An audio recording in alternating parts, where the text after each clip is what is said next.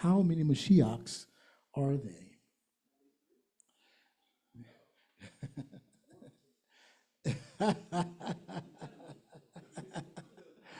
Yeah, interesting topic, I know. How many Mashiachs? It's for those that are on Zoom. Well, we will know because if you don't know, you're going to find out today. If you don't know, you will find out today. At least it gives you the starting point. I think the whole point of it was to, and I think he will share that, for us to be able to share Mashiach from the Torah, from the Tanakh, you know, the way the apostles did it. We have the cheat sheet. You know, we got their letters. And so we were able to go back and forth and prove and this and that, but just to stand flat-footed with the Tanakh itself, prophets, Psalms, you know, and be able to say, this is Mashiach, and this is what he was coming to do, to prove who he is. Of course, we're living in an age where things are rapidly changing, and we're going to see a bit of that today, just a sample of it, how things have changed. I showed it through periodically as they're finding older and older texts, older than the Masoretic text, older than the text that was used to create the King James, right? And then, of course, you got to realize King James, a lot of times, he just, the writers, I'm not going to say him, I got to stop saying it's him, but the ones that were authorized, they were, instead of putting the exact word, they would put a word that alludes to the point, right, or direction on the arrow. All right? So that means, okay, he calls you to go look there to see the connection. But you still have to go behind the word to see it. All right, so why am I so hot? Okay. The value of purity, part 4. I think it's going to be the last one. I mean, all right, so the rules. It's just so hard to read at this angle. Is what it does. Oh my, don't say that. I don't do that. All right, rules that will be used for all lessons. Please keep your mics muted. There is a feature in Zoom where you can raise your hand to ask or answer a question or make a statement. Also, here in the assembly, raise your hand to respond using the mics provided. Please wait until you have been acknowledged before speaking. Use the mics to speak. All questions, answers, or statements must be on the topic. You can only answer one time per question or statement. You have 60 seconds to ask or answer a question. All statements are limited to 20 seconds. If you pass your time limit, your mic will be muted for you. Please don't get upset. All right, that's the rules. Go past 60 seconds, you will be muted. All right, that's for everybody, except for when the Moray gives permission to give extra time. All right, the Morim are always allowed to give insight. However, please give those in the listening audience a chance to answer the question first. These rules are due to time and recording of the lessons. These are live teachings mixed with discussion to help and build one another. Please do not abuse the time. Now you're going to see a familiar verse up there, right? We talked about it last week, the pure, all things are pure. We're going to focus in on the defiled and unbelieving. But the defiled, the me and no, corrupt, morally corrupt, or ritually polluted or stained, and unbelieving, pistos, lacking in trust and doubting, nothing is pure. Both their minds and their consciences are defiled. They profess to know Elohim, but they deny him by their works. They are detestable, unfit for any good work. So my opening question for you is, what makes one become defiled, which leads to being an unbelieving? What makes a person defiled? What would make you defiled? What causes this type of defilement, this corruption? Anybody? Right? I would say what makes one become defiled is they continue to deny, I kind of want to say sound teaching, sound doctrine. It's like they hear the ruach, but they don't listen. They hear, but they don't listen. They don't try to uh, search a thing out. And even when they do try to search a thing out, they ask a certain question because they want a certain particular answer. They don't want the truth of it. They want a particular answer.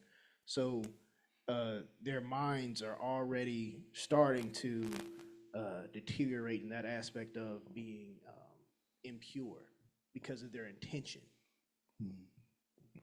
Okay. So we have this group of people that are professing to know Elohim. Oh, yeah, okay. That's a good answer. Ken. Okay.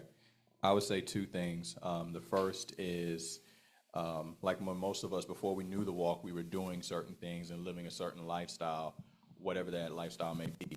Once we came into the truth, we were supposed to learn and do better. So if you refuse to do better and continue in those actions, that would essentially make you become defiled, because coming into this, through the blood, you were supposed to cleanse. The second thing I would say is, let's say somebody is on paper acting out the word, but their heart is still jacked up, and they might be twisting the word in order to kind of benefit themselves. Even though they might be doing Torah on paper, they would still be defiled because their heart is jacked up and they're doing it for the wrong reason. Okay, hallelujah. Anybody disagrees with that? No? All right, so here's my answer.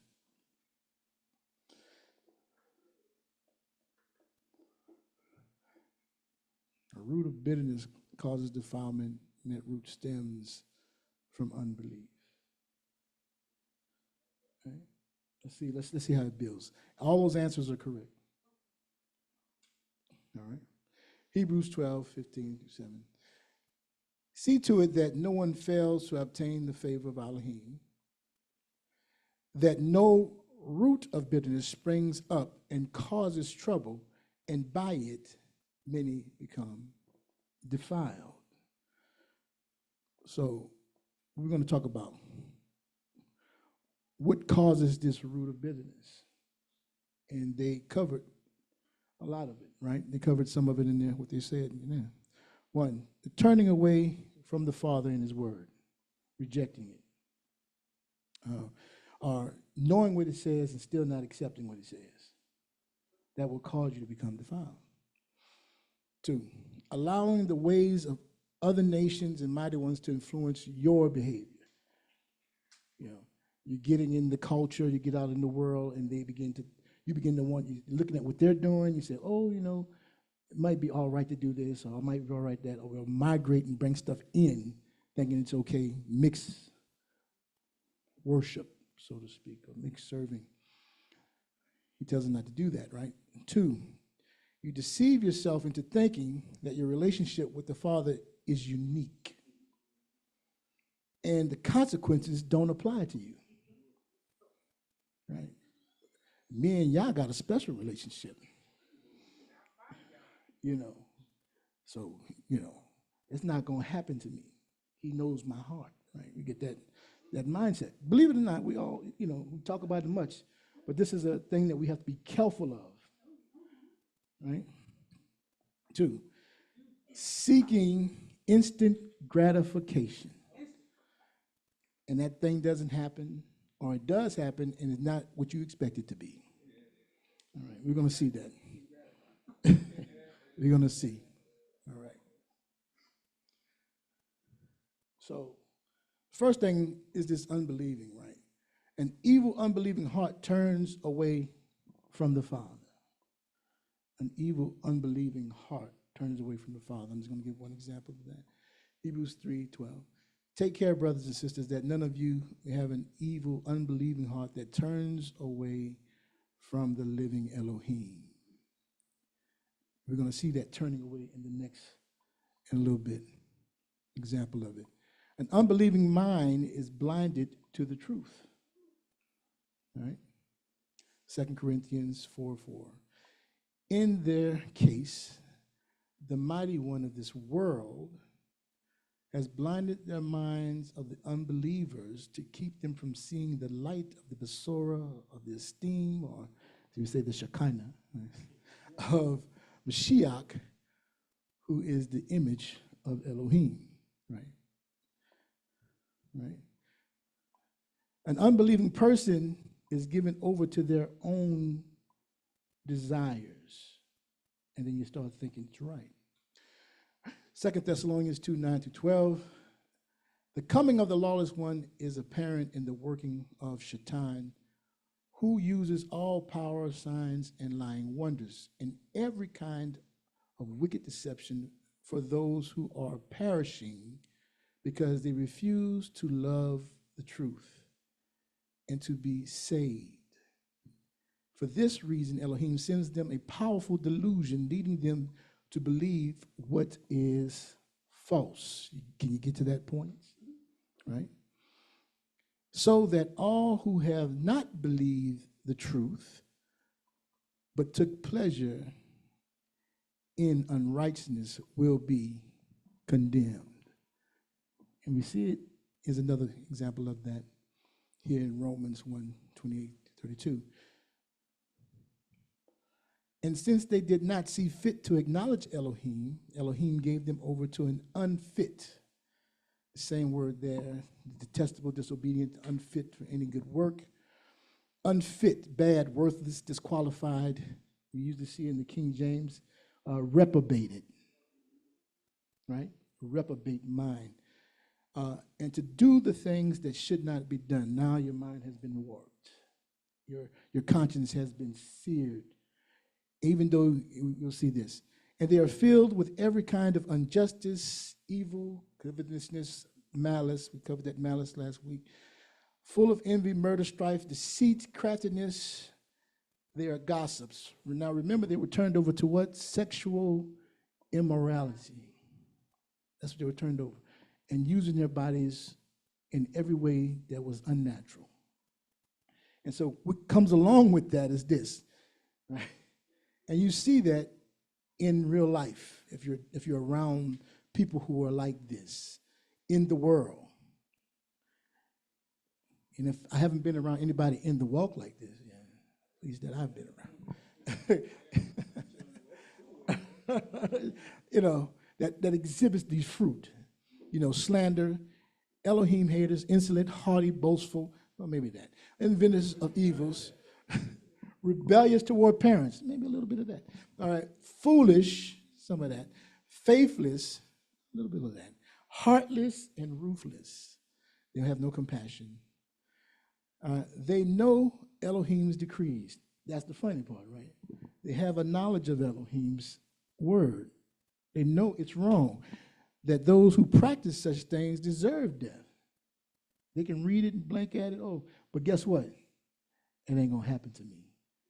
It's not, right? And they do, not only do they not do them, not only do they do them, but they applaud others who practice them. They encourage. So that's what I'm saying. If you get around people and then you're doing something that you ought not do, and they're encouraging you to continue doing it, you see a fruit here. All right. All right. And lastly, the set-apart Ruach rejects an unbelieving person. He's not going to deal with you. All right.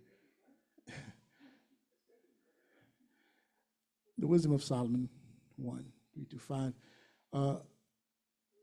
For perverse thoughts separate people from Elohim. And when his power is tested, he exposed the foolish. We'll see an example of that in the next one. Because wisdom will not enter a deceitful soul or dwell in the body enslaved by sin, right? Slave to sin. For a Kodesh and disciplined Ruach will flee from deceit and will leave foolish thoughts behind and will be ashamed at the approach of unrighteousness. So the Ruach is not going to deal with you. You're going to grieve him. He's just going to leave. He's going to let you have it. Go about your way. And you're still reading the scriptures, and you're still coming a service somewhere, and you're still calling yourself keeping feast days, so forth. Right? So we have to be mindful of this, that we're watching. Right? Root of bitterness. Deuteronomy 29:18. All right.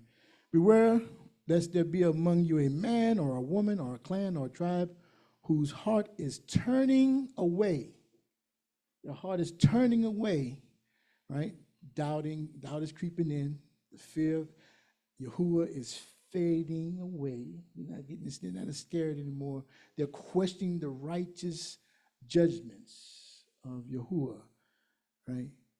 And they're turning away today from Yahuwah, your Elohim, to go and serve the mighty ones of the nations. Now, Israel was not out there by themselves, right? All right, it said Numbers 4:4-7.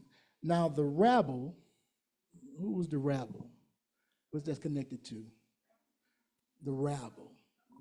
I heard it over there. I heard it not on the mic, but I heard it over there.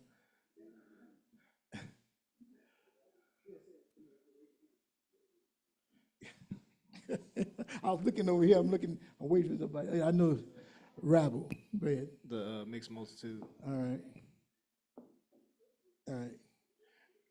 It points directly to the mixed multitude that went up with them, right? And so among them, they had a strong craving. It's like, man. And so they're talking to the Israelites, Israel. Those that weren't of Israel, that was, most I said, come on out. Everybody grabbed a hold. They saw us leaving Egypt. Hey, I'm leaving with you. They grabbed hope to you. Come on out. But when they got out there, it's like, it ain't what I thought it was going to be.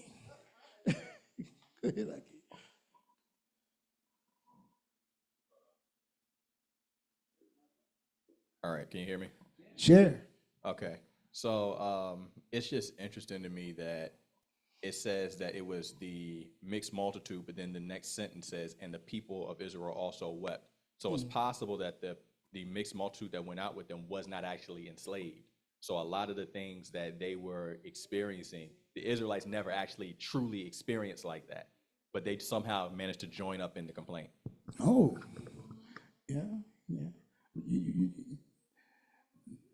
They might have had a handout every now and then. It may not have been as bad. We think we're in bondage right now, but we're living pretty good, ain't we? Oh, okay. You got houses and cars. You go where you want to go, do what you want to do. You leave here, you go in the middle of a desert, and you got to walk around for some time. You're like, where's the Walmart? Where's BJ's? All right. So they were being influenced by the other people, and they began to weep and say again, all that we had to meet, we remember the fish we ate in Egypt, that cost nothing. Remember it like that. It cost nothing, the cucumbers, the melons, the leeks, the onions, and the garlic. But now our strength is dried up, and there's nothing at all but this manna, right? What's this? All right, so these people begin to plant this doubt. The fear of Yahuwah's faith. They was there when they crossed the Red Sea. They seen the water roll up on both sides. They walked across on dry land. They seen Egypt soldiers just swallowed up and their bodies just washing up on the shore. Right? They had other things. They saw the water coming from the rock. Right? They seen the pillars of fire by night, cloud by day.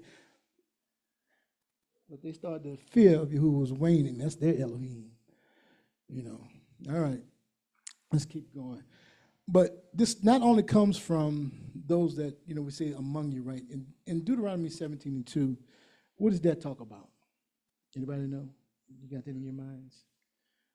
Deuteronomy 17:2 talks about I would call it the people in your city, in your neighborhood. And Deuteronomy 13:6 would be like the people in your family who are causing you to doubt or causing you to try to turn away your heart from Elohim. All right? Let's keep going. All right. This defiled and unbelieving person is compared to a poisonous and bitter fruit. Beware lest this be among you a riddle bearing poisonous and bitter fruit. And we see this comparison in the character of Sodom and Gomorrah. All right, Deuteronomy 32:32.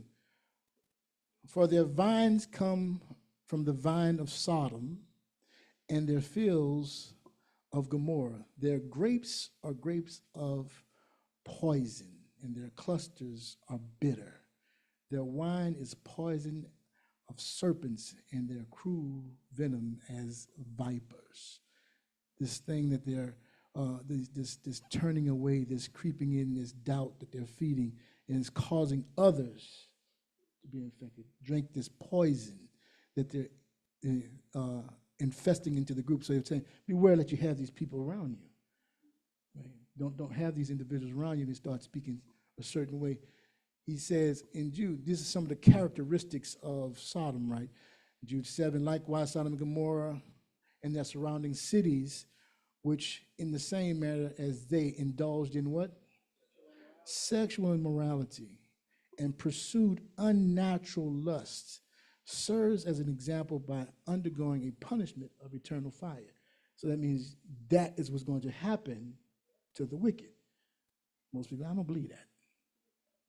I don't think there's a place of eternal punishment. He loves us too much. We're loving Elohim. All right, but that's another topic. That's a different topic. All right, Jeremiah 23:14. But the prophets of Jerusalem, I've seen a more shocking thing. They commit adultery and walk in lies. They strengthen the hands of evildoers so that no one turns from wickedness. All of them have become like Sodom to me and the inhabitants of Gomorrah. For the Morim and some that may keep up with certain things in our society, they know of individuals that were participating in these things and calling themselves Israel. And they were leading others. Right? All right, here we go. He said, therefore, this is the 15th verse, therefore, thus says Yahuwah of hosts concerning the prophets, I am going to make them eat wormwood and give them poisoned water to drink. For the prophets of Jerusalem, profaneness has spread throughout the land. All right, even the prophets, the leadership, right? So you got to be careful. All right, this wormwood. All right, Deuteronomy 29:17. Now, this is we're going to focus in on the purple. All right, we're on the purple. All right, so it says, beware lest there be among you a root of, yeah, it all sounds good. It all sounds good. Beware lest among you a root bearing poisonous and bitter fruit. So this coming out of Aramaic Bible, right? That's aligned with the Targum.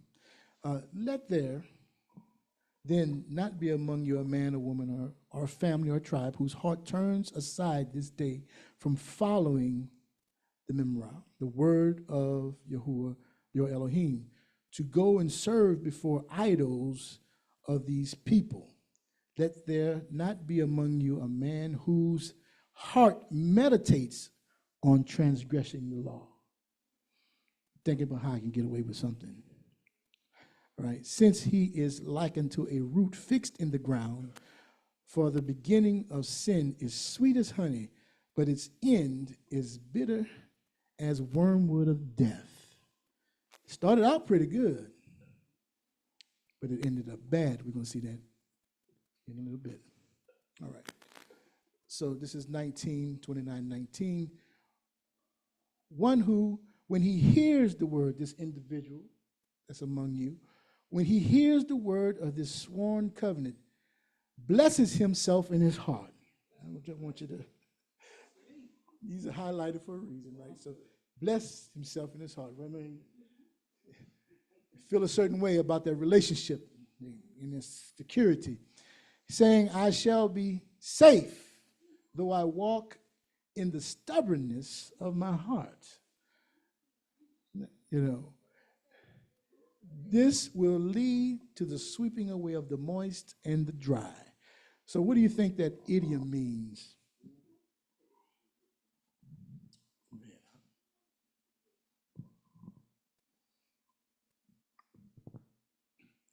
I think it means anyone who thinks like that will be taken away. It doesn't matter who you are.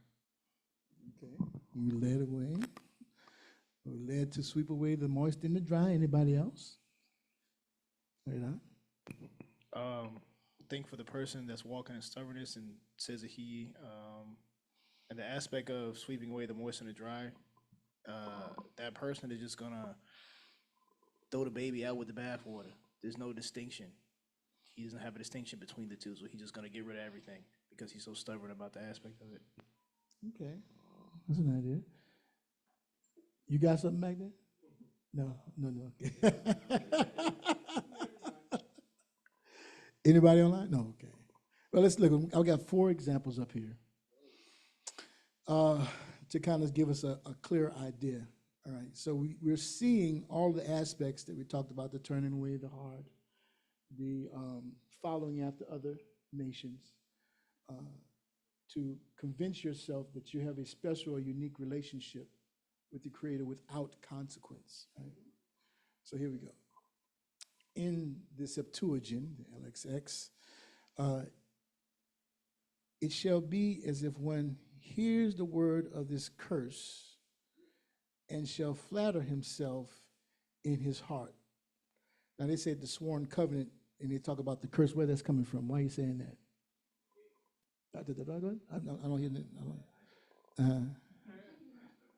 that. The words of the curse? No? Okay. We'll get to it. And shall flatter himself in his heart, bless himself, flatter himself, right? Saying, let good happen to me. Let good happen to me, for I will walk in the error of my heart. He's not really thinking that, right? It's not what he's really thinking. He's thinking he's okay. We'll see that. Lest the sinner destroys the guiltless with him, right? Lest the sinner destroys the guiltless with, meaning what? The moist. And I'm the sinner, and you might not, and as long as you're in the same vicinity. You remember Korach? Oh, yeah. Didn't see people get, he thought he was doing the right thing, and some people, the innocent people, got swept up along with him. The moist and the dry. Let's go ahead and look at another example to give us another perspective. This is Deuteronomy, again, volume 9 here. When he hears the word of this oath, he may think to himself as follows: I will be safe. I will be safe, though I will follow the thought of my heart. A lot of people want to follow their heart, right? So that he adds unintentional transgressions to his presumptuous ones. You didn't mean to do some things, but there's some things you willfully did. Let's see the next one. The same, all right? And it shall be in the hearing of the words of the oath, he despairs in his mind, saying, I shall have peace when I follow the power of the evil inclination in my heart. Where's that pointing back to? They're pointing back to something. It talks about the evil inclination of the heart. Yeah. I hear it whispered around the room. Noah. In order to add sin of forgiveness to the sin of willfulness. This is the last one. All right. And this one, they all kind of agree. And it should happen that when he hears the word of this curse, he is pacified in his thoughts of his heart, saying, I shall have peace because I shall walk in the uprightness of my heart. Right? Now, this is a different understanding, right? This is like somebody that thinks that they're okay. I'm not going to do anything that I don't think is wrong. As long as I don't think it's wrong, it's all right. Right? Adding sin to advertence to willfulness. So this is an unintentional, again, to willful sin, right? So you're adding these things. So this sweeping away, the dry and moist, The thing that could have been overlooked in your unintentional thing that could have been forgiven, you now compounded with your willful sin. You know what you're doing when you do it. All right? And then at the same time, while you're there as a tare, you got the young wheat that might be affected, that sees this, to say, oh, if Elder so-and-so is doing it, I can do the same thing. They don't see nothing wrong with it. I don't see nothing wrong with it. I practice this. They practice, apparently Yah's okay with it. Look how Yah's blessing them. All right. Let's keep going. Now, the example of Esau. Now, we're back to Hebrews 12. We're going to drop down to the 16th verse. That no one is, let's go back to the triple root. That no root of bitterness spring up, cause trouble, and by it many become defiled. Many become defiled because of this root of bitterness, this seeds of doubt, this arrogance that's being planted, this vagrant, flagrant way of being, that no one is sexually immoral or profane like Esau, who sold his birthright for a single meal. For you know that after, when he desired and inherit the blessing, he was rejected, for he found no chance to repent, though he sought it with tears. So why does the writer equate immorality to Esau?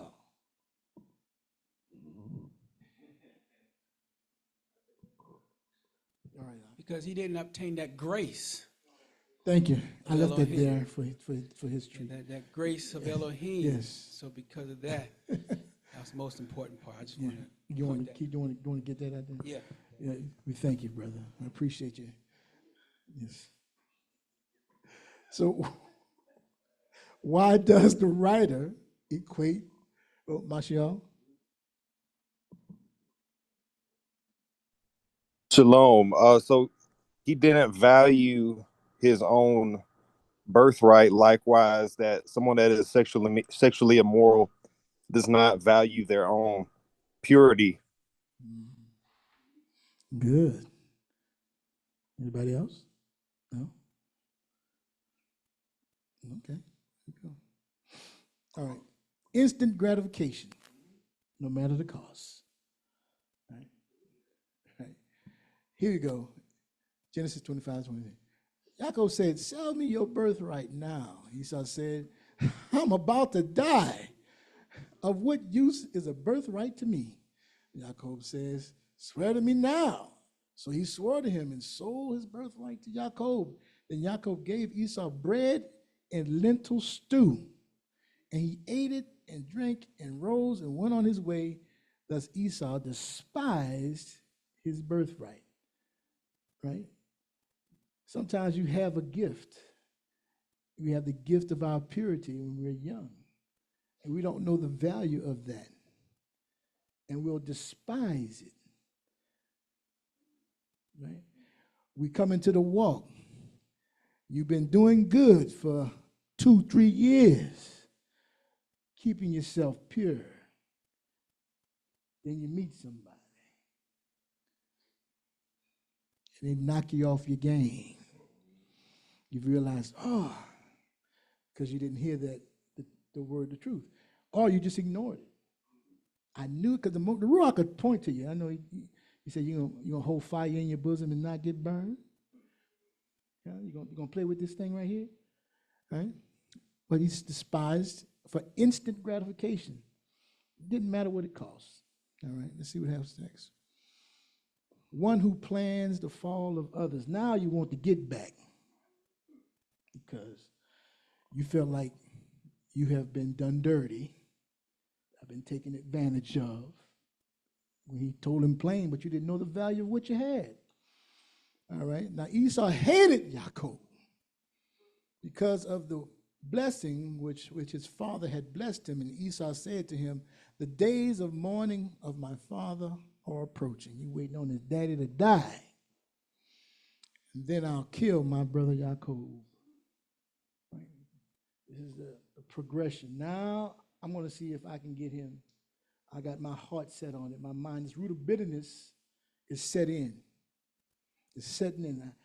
I did what I thought was right in my own heart, to find out I was wrong, and he gets what I think I deserve. All right. And he becomes disobedient. All right. Now Esau saw that Isaac had blessed Jacob and sent him away to Padan to take a wife from there, and he had blessed him and directed him, "You must not take a wife of the Canaanite women." And Jacob obeyed his father and his mother and gone to Padan.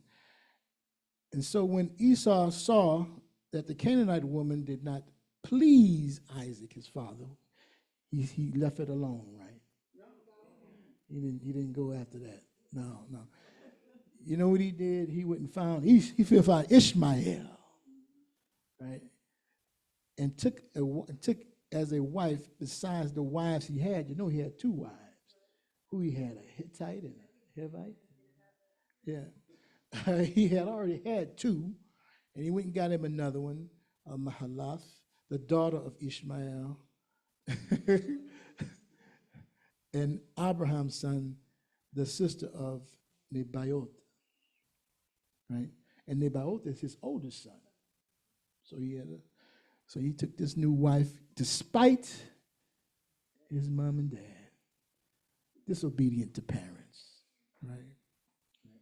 Let's keep going. All right. So, question is here: walking in Ruach puts the flesh to death. To overcome our old defiled nature, we have to put to death. We have to put it to death to overcome that. Right? Colossians 3:5-6. Put to death, therefore, whatever in you is earthly: the sensual desires, the sexual morality, impurity, passions, evil desires, and greed, which is all under the category of idolatry. You went over that. Right? On account of these, the wrath of Elohim is coming on those who are disobedient. Right? Romans 6:12-13. Therefore, do not let sin reign in your mortal bodies. You got to put it to death, right? So that you not obey the desires, right? No longer present your members to sin as instruments of unrighteousness, but present yourselves to Elohim as those who have been brought from death to life. You got a new start.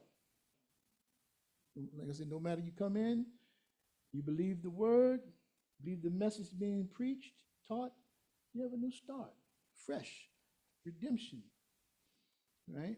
And present your members to Elohim as instruments of righteousness. Right?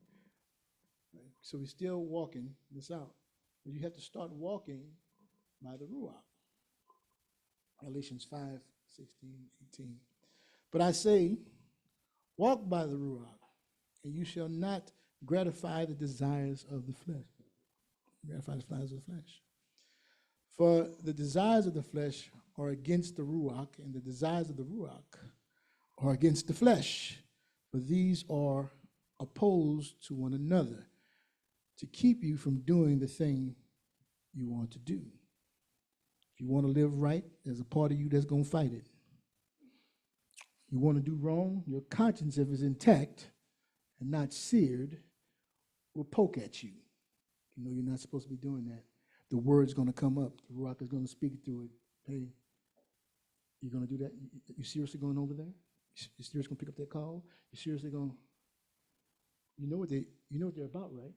You know. So, but it's going to be there. It's going to be a war inside of you. And I know I'm looking forward to the next series that I'm going to remind you about to do.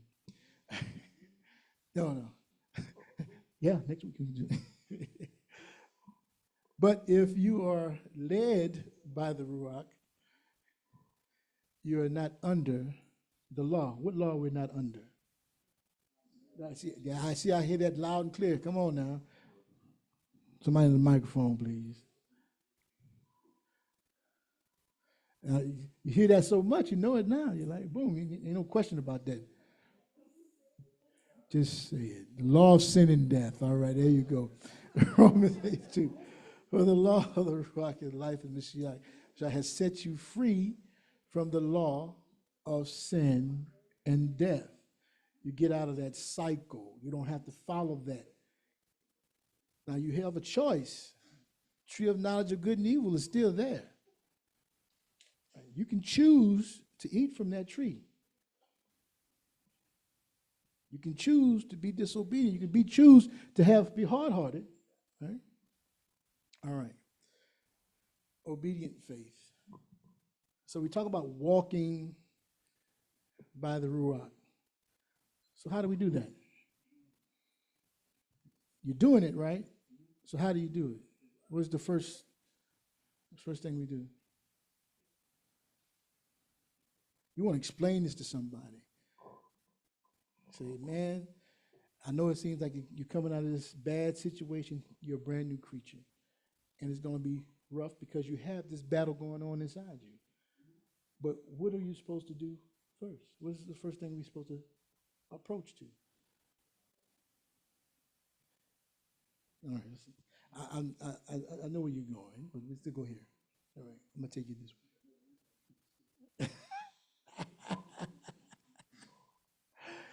All right. Learning to walk in the right begins with faith. All right. So how does one get faith?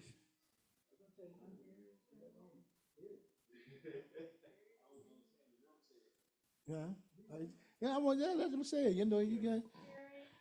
Yeah, the microphones work great. I know.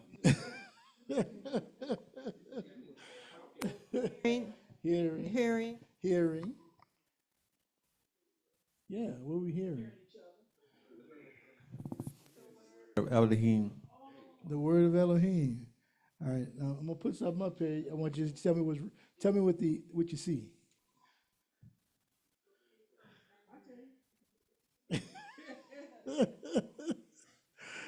Faith comes by hearing by the word about Mashiach. We used to hearing what? Yeah, right. All right. There's no again, in the older manuscripts, when they were writing, right, there's a reason for what they're doing. Let's go ahead and pop this up there. Good. There we go. Yeah, I should have used the marker. All right. All right. Some manuscripts, that's there, and in the Coney text tradition, change Christos, that's there in the manuscript, to Theos, which is termed Elohim, right? But that is a copyist harmonization of the Pauline text with the Roma Theos, which is the word of Elohim, right? Which occurs elsewhere in the New Testament. In these places, you'll see them. Right? You'll see them in those different places where it says the word of Elohim. You know, the sword of the Ruach is the word of Elohim, right? But this is pointing, right? They would write Elohim pointing you back because the word of Elohim is about when you're reading in the context of the word. And that's what it has actually in the manuscript. And they say they do that to point you to something. Elohim's word is talking about Mashiach because the whole thing comes back to Mashiach. So don't get excited if you go reading, hey, something wrong with these Bibles. I got to get me a new Bible. Let me go get me a new Bible. Let me go get me a new King James so I get the real word in. All right? So they're actually finding older manuscripts. And they're coming back and say, oh, look, all these manuscripts that's older than the ones that King James Bible was created by are saying these things. Like I told you, with the King James Bible, they would write a certain phrase to point you to another thing. And if you didn't know that, you're thinking that's exactly what it says until you actually do a research or word study. And you find out, hey, that ain't what it says directly. It's not to misdirect you, but it's just to kind of help you along. All right. Faith then comes from what is heard, literally. Faith is from an act of hearing, right? It's an act of hearing, literally, right? So Galatians 3:2 says, As an example, the only thing I want you to learn from this, learn from you, is this. Did you receive the Spirit by the doing of the works of the law or by the believing what you heard? Right? You had to hear something. Do you believe by the works of the law? It's something you heard that you believed. And because of that, something happened. Well then, verse 5, well then, does Elohim supply you with the Ruach and the working miracles among you by your doing the works of the law? Yeah, works of the law, or by the believing what you heard, right? Believing what you heard. Okay, we're going to find out what they heard. Let's go on. We see it also here. This is also ties in, right? 1 Thessalonians 2:13, we've read it before. We also consistently give thanks to Elohim for this, that when you received the word of Elohim that you heard from us, you accepted it not as a human word, but as what it really is, Elohim's word, right? Which is also at work in you believers. This word that you receive. So when we go back to Romans, right, say, so faith comes by hearing, and hearing through the word about Mashiach, the word of Elohim, that it's about Mashiach. This is the good news. Who has believed our report? Remember that? He's quoting all the scriptures and the prophets, right? See, another way of saying it, faith begins with listening to a message or a report, right? The faith in the message about Mashiach, Galatians 10:18, right? This is what you should be believing, having your first believing Elohim that he is and that he sent his son.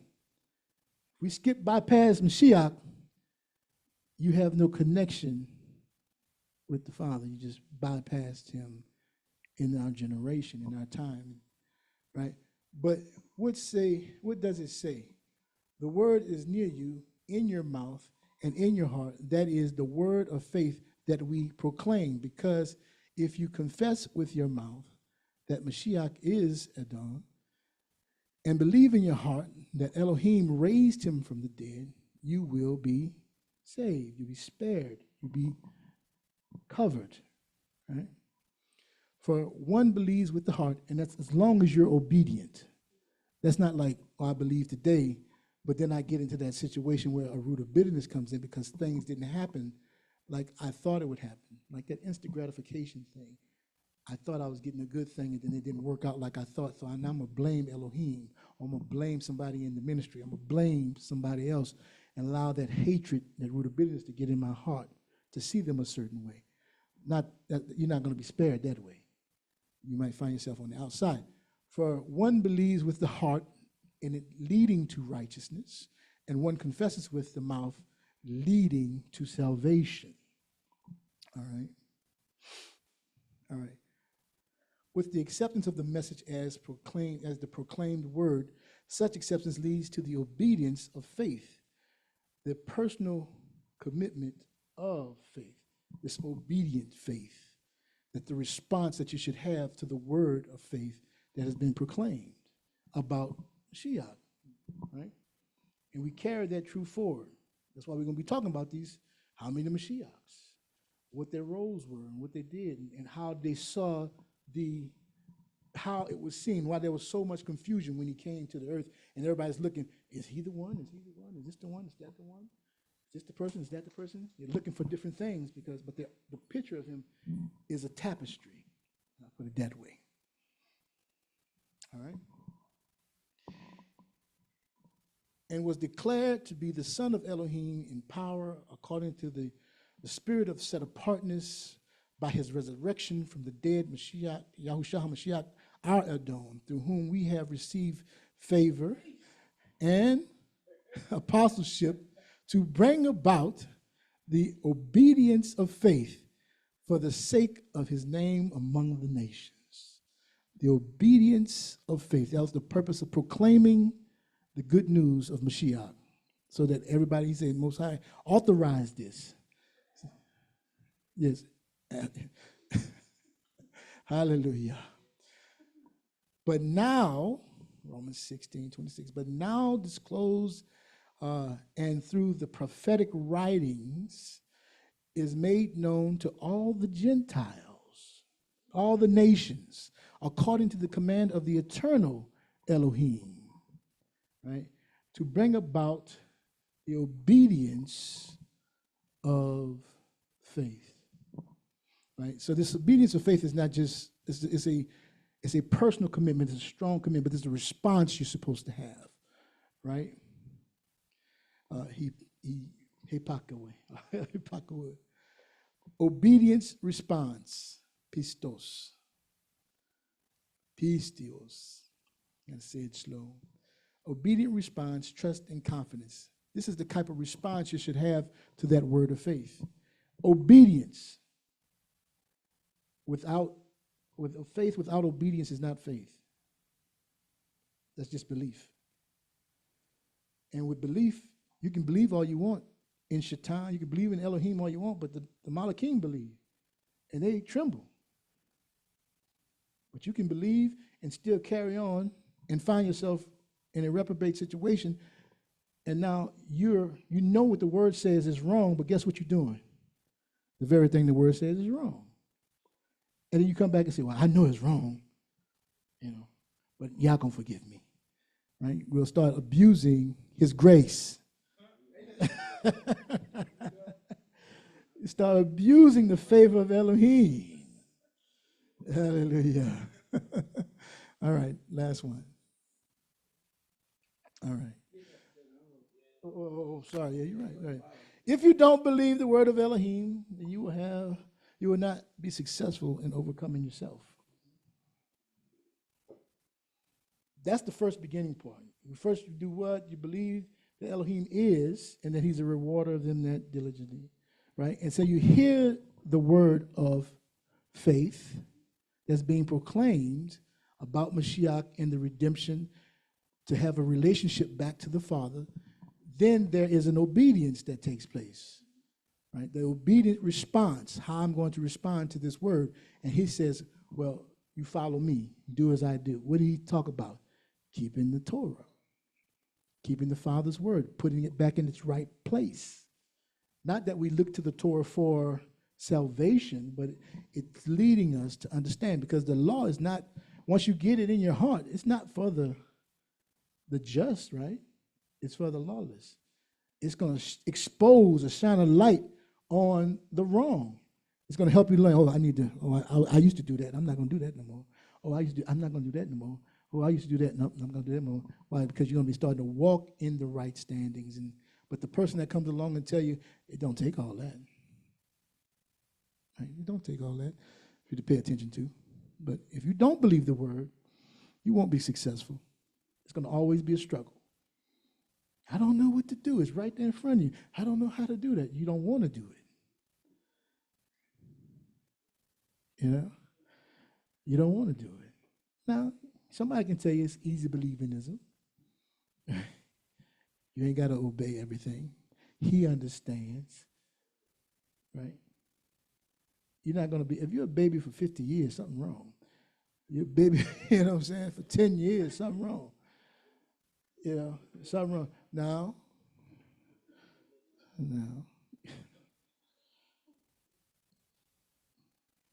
the secret things belong to Yah. Secret things belong. When you're really trying and you're really putting forth the effort, he sees the heart. I have nothing to do with that. I'm going to stand before him trembling, waiting to hear the verdict. Yeah.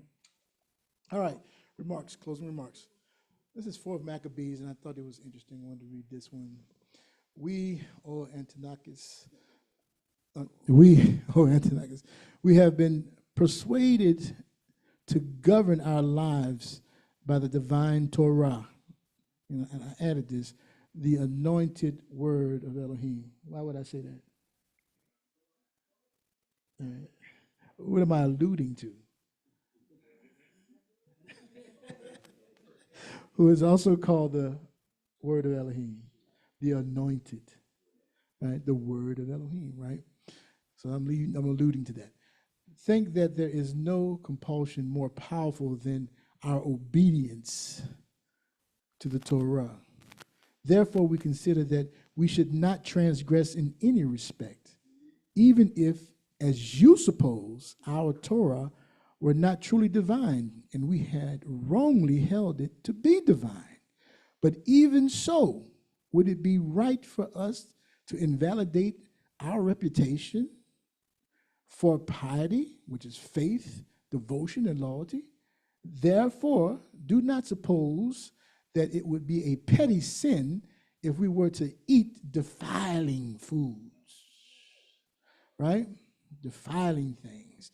To transgress the Torah in matters either small or great is a equal seriousness. For in either case, the Torah is equally despised.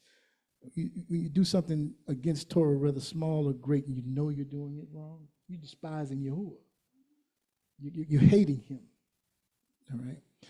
You scoff at our philosophy as though living by it were irrational, but it teaches us self-control. You don't just, oh, I got the Ruach, now I got self-control. You had to go and look and read the dietary law and say, oh, wait a minute. I can't eat no more shellfish. I can't eat no more catfish. I can't eat no more swine. You had to make a conscious effort to do these things. You used to be catting around town. Everybody know your name. Now you had to put that away. You know what I'm saying? You had to stop those behaviors. It's teaching you self-control so that we master all pleasures and desires. It also trains us in courage so that we endure any suffering willing. It instructs us in justice so that in all of our dealings we act impartially, and it teaches us piety, the same faith, devotion, and loyalty, so that with proper reverence we worship the only living Elohim, right? And just to go along with that, Titus 2. For the favor of Elohim has appeared, bringing the salvation for all people, training us to renounce unfaithfulness and worldly passions, and to live self-controlled, upright, and devout lives in this present age, waiting for our blessed hope, the appearing of the Shekinah, of the esteem, the divine presence of our great Elohim and our Savior, Yahushua Mashiach. That's what we're waiting on. That's what we're preparing for. That's what we're getting ready for. That's what our hope is on. That's our faith is in. Our hope is built on nothing less. All right. All right. With that, any questions?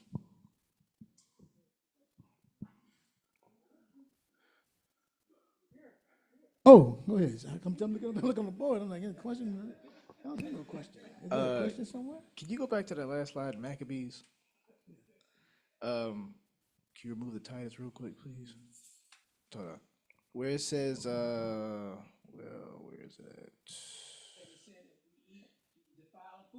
Yeah, the 21. For in either case, the Torah is equally despised. I know I read the other day where Numbers 15, it says 29 through 31. It says, for him who does whatever by mistake, there is one Torah, both for the native and for the natural children of Israel, for the stranger who sojourns in the midst. But the being who does whatever defiantly, whether he is native or a stranger, he reviles Yahuwah. Yeah, high-handed. And that being shall be cut off from his people, because he has despised the word of Yahuwah and has broken his command. He shall be certainly cut off. His crookedness is upon him. Is that also blaspheming?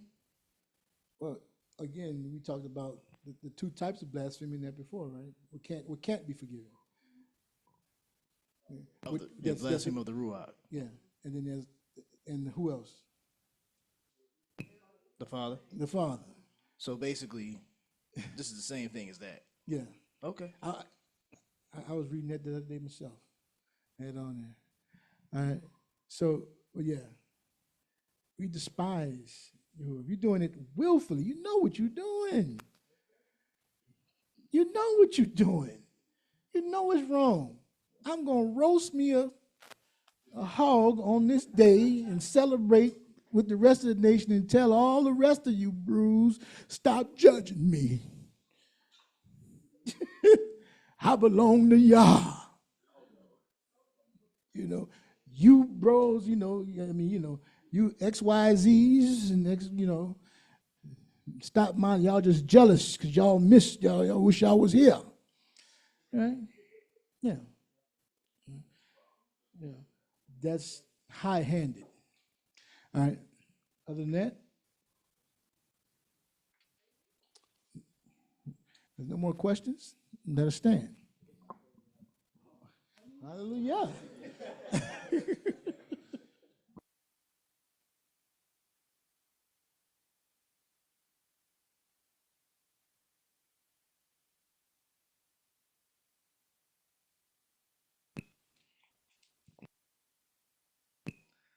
Brukata Ab Yahuwah Lahenu Malek Ahulam. Torah Ab Yahuwah for the word that has gone forth today, the instruction that has been given to us. Help us, Yahuwah, to hear, to listen, to obey, to place it within our hearts and walk it out accordingly to what you say. And Yahuwah, please remove all these things from us through the blood of Yahushua HaMashiach and have us to walk in your Ruach so we do not accomplish those lusts. We know that we struggle with these things and we fight against them, but the word that you have given us, the powers you have given us, the weapons that you have given us are mighty in Elohim for overthrowing strongholds and reasonings and all those things that rise up against your word. That we take these things to submission, to the obedience of Mashiach Yahusha, and that we are ready to punish all disobedience when our obedience is complete. So we thank you, praise you, exalt you, and magnify you. In the name of Yahusha, we thank you for the food about to receive, may it be nourishment to our bodies, and the lesson going forth after that may be edifying for all those who will partake in it. Amen. All right. Just a reminder, I don't know what you, but just a reminder that the Shabbat prayer is going to be on the 24th, Monday at noon.